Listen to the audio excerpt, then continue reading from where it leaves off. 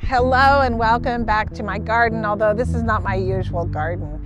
About a month and a half ago, sometime in April, I did a video on planting a new asparagus bed, and it wasn't in my normal garden area. It was in this area behind me that had been started as a garlic bed a few years ago, and it's far away from my house. Well, not far away.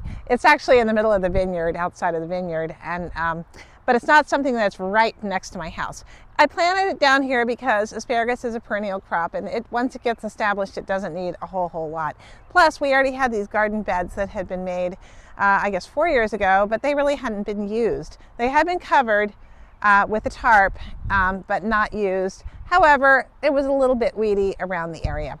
Well, I want to show you A, how that asparagus is doing, and B, what happens when you don't mulch your garden beds or pay much attention to them. Yeah, it's not pretty.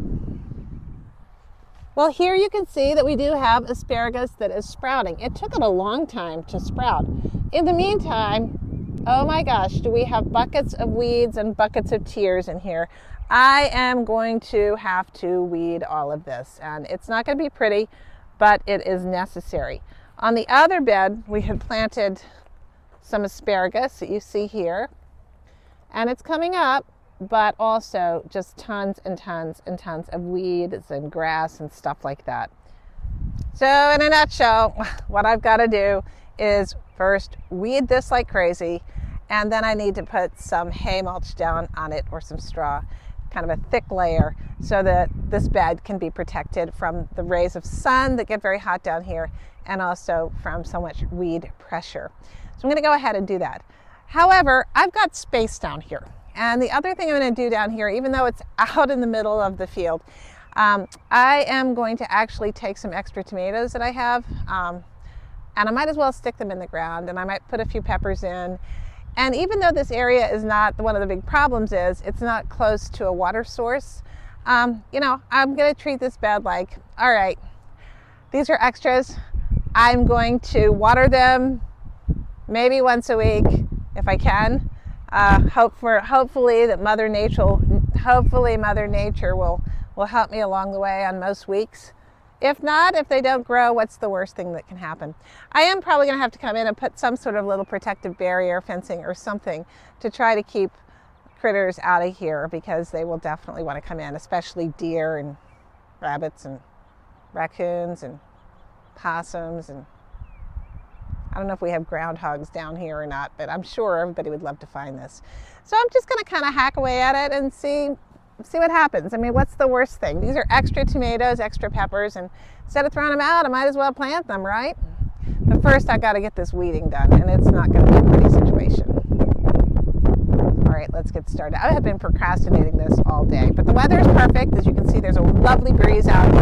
It's 73 degrees. It's the end of May, or May 21st or 22nd or something like that. And I might as well get at it, or else it won't happen. See how I'm procrastinating? Does that happen to you? Well, definitely better. And now that I got all the weeds out of there, I can see that actually I had really good asparagus rooting, and I didn't think I did, but there were so many weeds that they were just taking over everything. So I've got this whole bed cleared. I had only planted a few, I think 6, and it looks like 1, 2, 3, 4, 5, 6. Yeah, 6 in this area, and the rest of the bed I'm just going to turn over to the tomatoes. Next thing I got to do is go get some straw and hay and put it on this bed, and that will help mulch things down, keep the moisture in, keep the soil protected, and also help manage the weed situation. Hey, this is straw, and it's fairly old, and that's just fine with me. Because this is old hay, it's already started to compost down, and that's just great because it'll just continue to add good nutrient to the soil. And I'm going to put this on good and thick. It's already got worms in it. Hurrah for worms. I missed a weed. So it's good to come back in and try it again. Well, I'm a little bit dirtier, a little bit sweatier, but I'm happy to have gotten this little project done. one bale did the 20-foot by 4-foot long beds with the asparagus. I need to go back and get another bale to do the second row. So I'm happy that I've at least liberated these asparagus so that they can get the full nutrient and sunshine. I will keep these well mulched both this summer and going into the winter season to try to make sure that we mitigate all of the weeds, or minimize at least the weed pressure here, because it is in the middle of a field.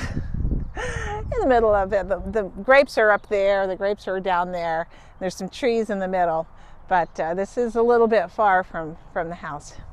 All right, so I'll show you maybe what this looks like when I've got it all planted up with the various tomatoes and things, but for today, this is what I'm going to do. Just get these asparagus beds weeded and ready for the tomatoes to come in as well. Thank you so much for watching, and I'll make sure that I link the video. If you're interested in the video on planting this asparagus bed, check the link up above. Not sure whether it's this side or this side, and you can take a look at how we created or maintained, started, and planted this asparagus out earlier this spring. Thanks for watching. Take care. Bye. I think I'm going to go sit on the winery deck and have a glass of wine. Yeah, that sounds like a good idea.